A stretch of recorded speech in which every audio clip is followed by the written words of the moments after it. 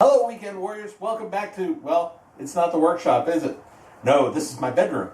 And what we're going to do in this video is we are going to build some useful furniture using just the saw crate and our basic tools.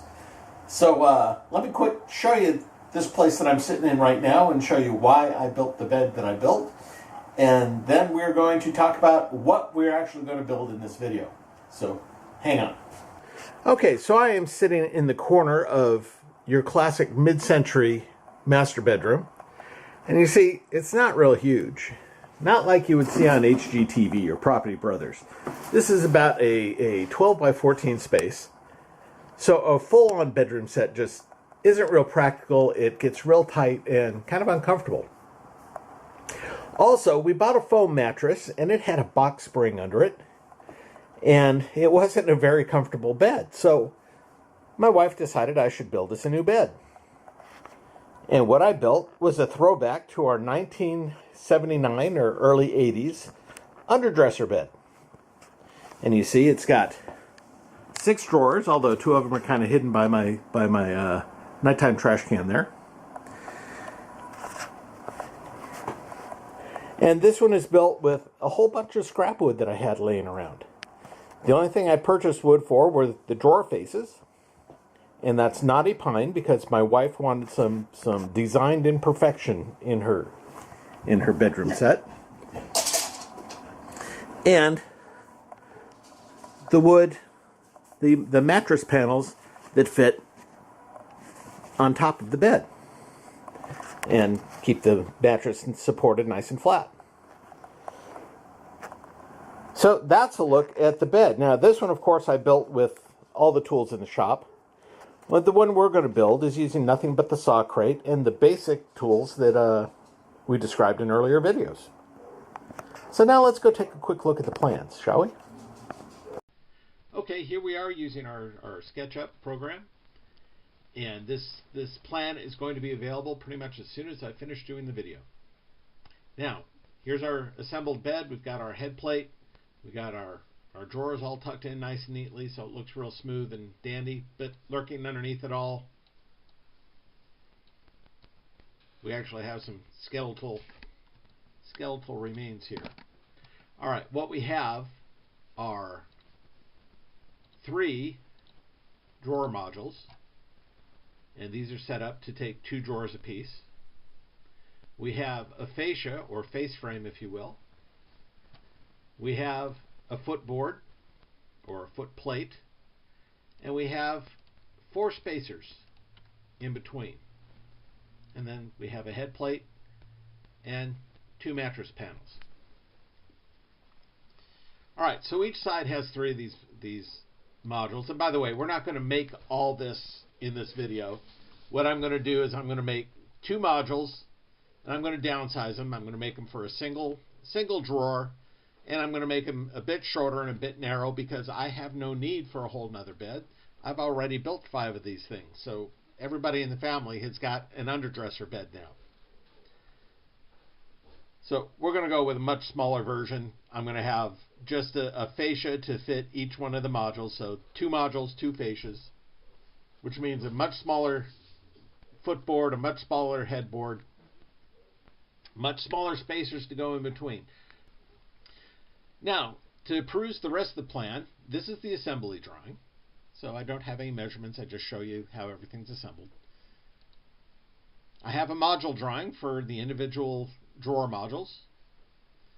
And you'll see that you have all the measurements that you need, and the measurements are done in metric because it's much easier to build furniture off of metric measurements than it is trying to remember what half of a 64th is.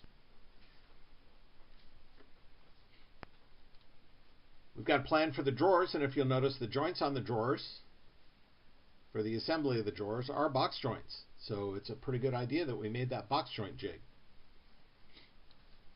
And finally, we have measurements for the fascia itself. And the fascia shouldn't vary too much between, say, a king and a queen. It will change dimensions if you're trying to make this for a twin or a full size because they're just a little bit shorter.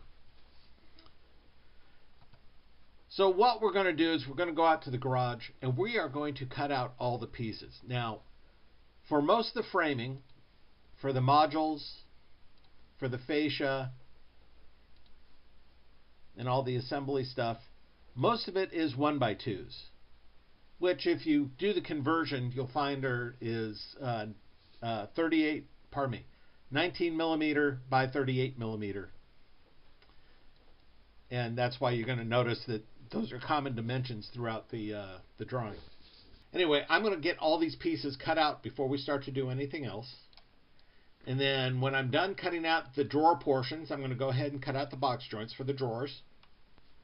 And then we'll see about taking care of the faceplate for the drawer, because it's got a smoother faceplate that hides the joint.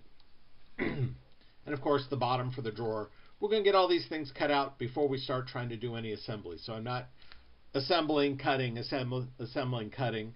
Not to mention the fact that it's much easier to make all your saw cuts, and then if you got to switch out to the joiner, then you do all your joiner cuts, and then just use the top of it is a nice assembly table, if you will.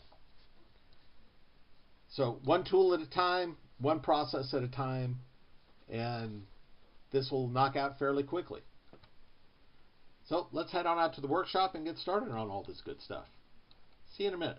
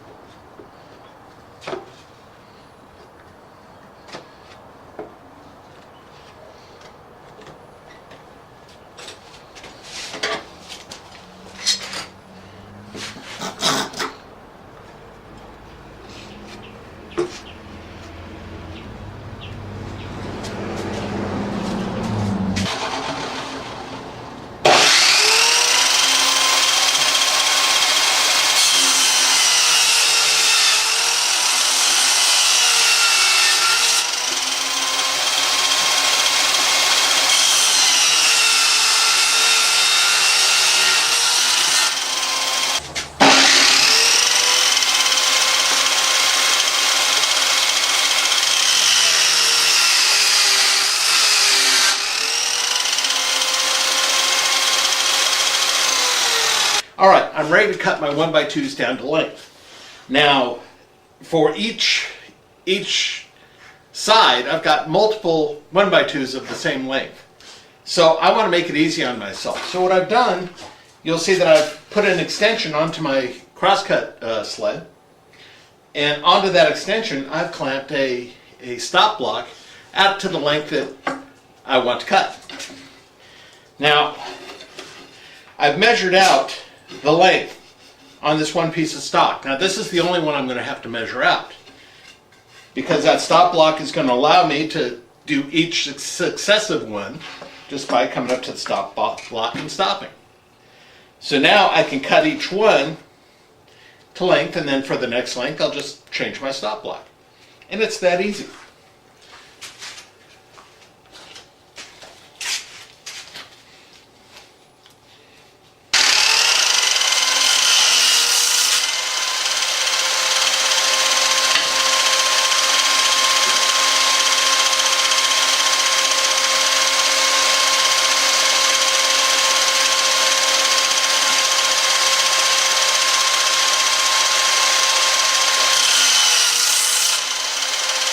Okay, to do the crosscuts on the plywood pieces, I've swapped out to a plywood blade. Now you can see that a plywood blade has a lot more teeth, which means it makes a much finer cut and doesn't tear up the plywood nearly as much as this big old ripping blade does. Now I know we've been using this one the whole time, however, I wasn't really worried about the edges on the saw table as much as I am going to worry about the edges on the drawers. So we're going to the finer cut blade. So we'll hang this guy up, we'll put this guy back where he belongs, and we'll go ahead and do the cross cuts on the plywood.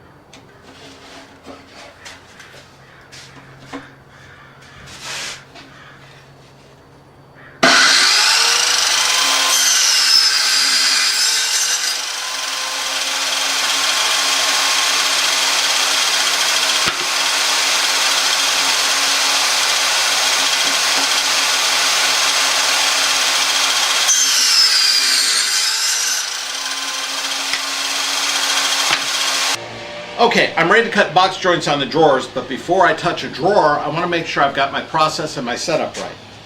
And I'm going to do it 2 sides at a time. So I'm going to do a front face and a side panel simultaneously. And the way I'm going to do that is I'm going to stack them up, but I'm going to offset the, let's see here. I believe it's the side panel I'm offsetting, and I'm going to offset it by 1 centimeter.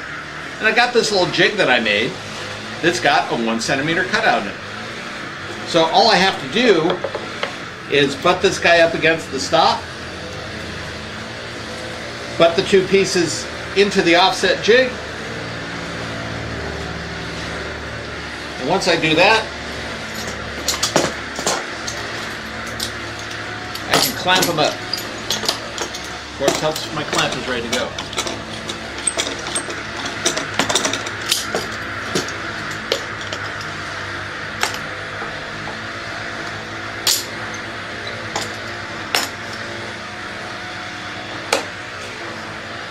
Okay, my clamp is ready to go. My offset is set up. Looks like it's a good 3/8 offset, or 1 centimeter offset, I should say. Now this is a 3/8 box joint. We know that, so that's how we're working with it. Okay, make sure it's at 0 ears. Get all the gear on. And we're ready to cut.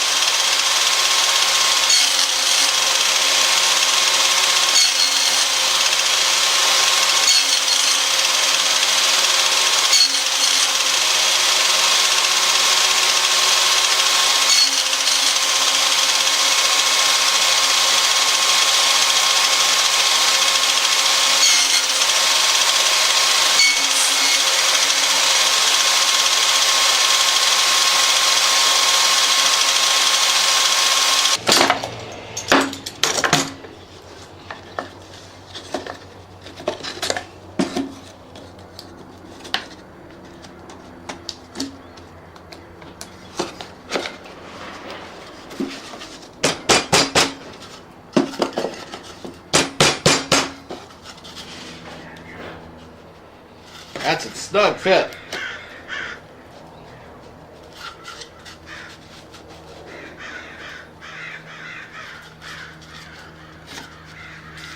And that's what we're looking for. Our edges are pretty flush. I think we're ready to do this for real.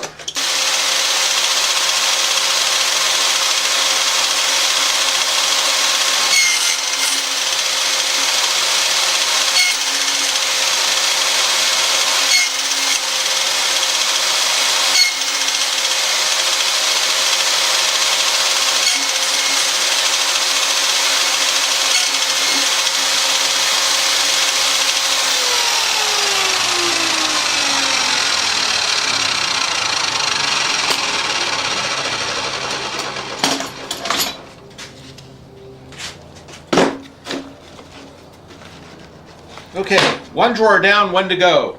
I'll do that off camera. Okay, it's a new day. We finished up yesterday by cutting up the box joints. Now, before we can go on with this, I had to do a couple of things. And that is, I had to cut out my drawer faces. Now, these are just plywood. When I'm done with this project, it's either going to stay in the garage or go out to the garden shed. So I'm not using really nice materials like I would if it was going into the house. So keep that in mind. But I've got my drawer faces cut. And I also took the time to cut out my drawer bottoms. Now, normally, if I'm doing this kind of project, the first thing I'm going to do is break down my sheet goods using my sheet good jigs, unmounting the saw from the table and using it with these jigs to break down the large sheet goods to manageable sizes. However, since I'm using mostly reclaimed wood for this demo, the wood came in already manageable sizes. So I didn't have to unmount my saw and break it down or anything like that. So I just went ahead and I cut out the size bottoms for the drawers that we're doing. So you didn't miss anything. It's nothing fancy. Well, you did miss one thing, and that is you'll notice that I added extensions to the table saw. I needed to make a 12.5 inch, roughly 12.5 inch cut. And this guy's only set up to do 9.5 inch, so I had to make something that I could extend my fence out. And it's just a couple of 1x2s screwed into the frame. And it extends out the fence, so making a 12.5 inch cut, all I have to do is clamp it down to the extensions and we're good. Okay, we're back and you can see, new day. Today's going to be a mixture of footage I shot yesterday and footage I'm shooting right now. And part of that is going to be on finishing up the drawers. Now, yesterday we did the bottoms of the drawers, and there's two methods we use to finish off the bottoms. And to finish off the bottoms, we have to cut a rabbet, or basically a shoulder in the bottom of each drawer piece. Now, some people prefer to go up from the bottom and cut a slot or a dado groove. However, my drawer material, my bottom material, is a little bit thick. And I don't want to give up extra space that I don't have to. And for holding socks and underwear, I don't need the strength of the dado. The glue I'm going to use and a couple of brads in each piece is going to work just fine. So that's what we're going to do on that. Now there's two ways of cutting that dado, or pardon me, of cutting the rabbet, and that is, one is the table saw, and two is using the joint, or the router. At least for the use on the saw crate. And then the video I shot yesterday of using the saw crate, I don't know, the sound messed up, the video messed up, there was a lot of noise, it just wasn't pretty, so we're going to go ahead and redo that right now. Now, it's going to take a couple of cuts to get each rabbet joint. And the first cut, we're going to cut with the piece on edge. So the depth of that cut, I want to be the same depth as my drawer bottom. So the drawer bottom sits flush to the bottom edge of the drawer. And I get all that in there. Then the fence depth, I want to be about half the depth of the edge piece of the drawer side, or the drawer front, whichever it may be. So for that, I've set up my guide here to be about 1/4 inch from the inside tooth of the blade. And so that's going to be the first cut we make on edge.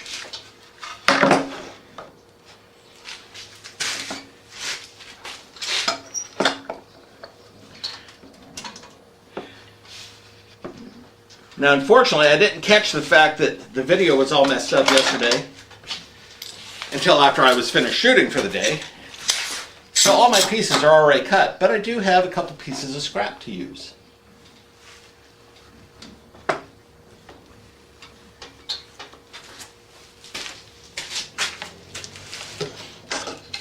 Okay, so there's our guide taken care of. We'll put it away. Going to throw the drawer piece back into the bin of pieces of the project. All right, here's my piece of scrap. Hearing protection should be right there. Eye protection right there. And off we go.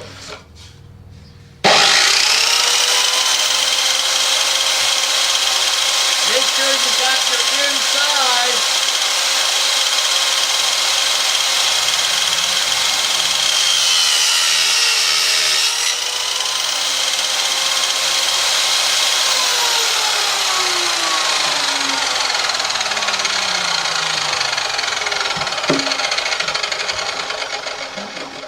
Now, of course, if I was doing this for real, I would have another 7 pieces to go through because I've got 2 drawers, 4 per drawer, 8 pieces total. But since this is the only one I have, now we get to reset the fence just the opposite way. I want the depth of the blade to be at 1/4 inch, and I want the depth of the fence to be the same width as my bottom stock. All right. We are set up to go for the second cut on our rabbit. But I set up the blade first using my setup bar. This is my 1/4 inch setup bar. And I set up the blade, so running my finger over the setup bar, I can just feel the tooth. So it's going to cut just at the right depth. And now my setup sled I set up for the width of my workpiece minus the depth of my rabbit.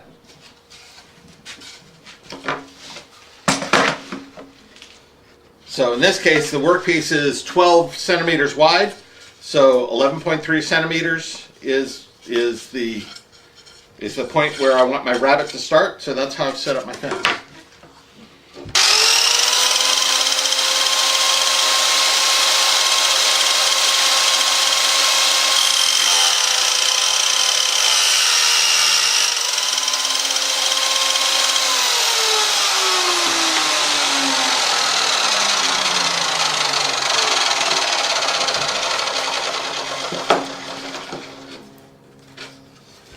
And there, my rabbit is complete, and it is perfect.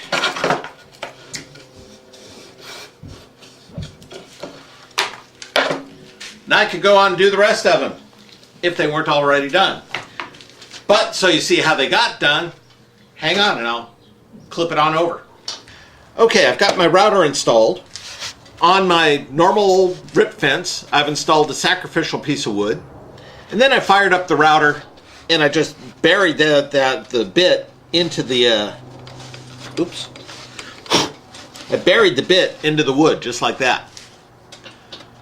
Okay, so that's going to allow me to set my depth of cut without really messing up the face of my normal rip fence. All right, now, to set up the height, which is going to give me the depth of cut into the wood, or the shoulder that I'm going to attach the bottom to set that up, I just use my setup bar. Now this is a 1/4 inch setup bar because that's how much of a shoulder I want. So I brought that setup bar, and you notice it's long enough to gap across the bit hole for my router. And with that set up, I gave a little feel and made sure that that I could just feel the edge of the router bit right at the same level as the top of the 1/4 inch setup bar. And then I tighten my router down. And then to set up the depth of cut, once again, I'm going to use the router bit. But I also used a piece of stock of the thickness I'm going to want to okay, the depth of cut is going to be the shoulder. The thickness, or the distance from the edge in, is going to be the thickness of the material. So I set up the material onto the fence, and I brought my setup bar to it, and then I moved the whole fence and setup bar and material back until it just touched the edge of the router bit. And now I can lock my fence down.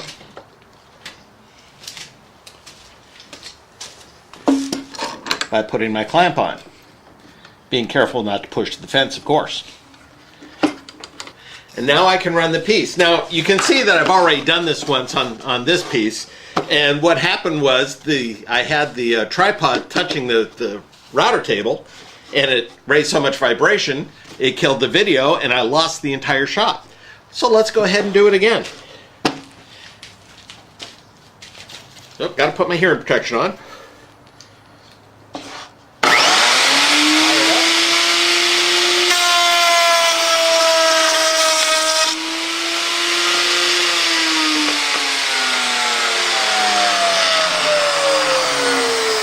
And of course, we always test on a piece of scrap first. So, now I can check it, and I see that my depth of cut, as in how deep the bottom is going to sit, it's perfect. It's right along the edge there. And then the depth of my shoulder is perfect. So it'll sit right on there, and I can glue it and give it a little brad help in place, and it'll be fine. So now, had I not already done it, I would run the rest of my pieces on here, because the router's a lot quicker. One pass, and everything's done. So, with my board, one pass, and it's done. It took 8 total passes, 8 total pieces. All right, now we're ready to start thinking about pocket screws. Hang on.